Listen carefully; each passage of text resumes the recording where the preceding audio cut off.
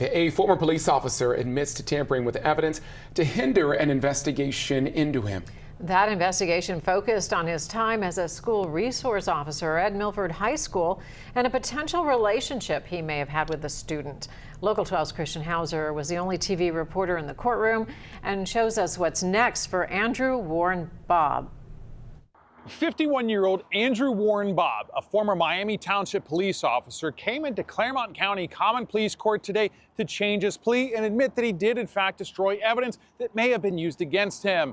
Now, this all stems from an investigation by the sheriff's office into a potential illegal relationship with him and a high school student. Bobb stood next to his attorney as Judge Jason Nagel read the charge to the courtroom. You did, knowing that an official proceeding or investigation was in progress or was about to be or likely to be instituted, alter, destroy, conceal, or remove any record, document, or thing with purpose to impair its value or availability as evidence in such proceeding or investigation. Assistant Prosecutor Lara Barron Allen described to the judge what happened. She says officers originally tried to speak with Bobb on December 1st of 2023, but he wasn't home. Later that same day, the defendant did contact investigators who returned to speak with him.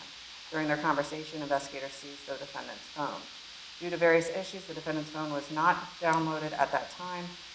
The investigation was ultimately closed due to lack of cooperation from the alleged victim.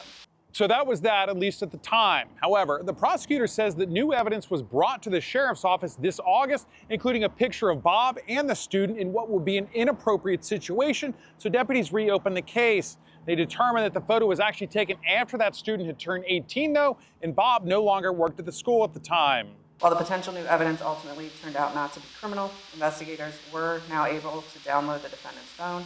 A review of the download showed that on December 1st, 2023, prior to providing his phone to the investigators with the sheriff's office, the defendant factory reset his phone, effectively wiping all messages and communications at issue. Andrew Bobb is out on bond currently and will remain so until his sentencing next month. The sheriff's office says that he no longer lives in the area and currently resides in Tennessee. In Batavia, I'm Christian Hauser. Andrew Bobb could face up to 3 years in prison and a $10,000 fine. Sentencing is scheduled for November 25th.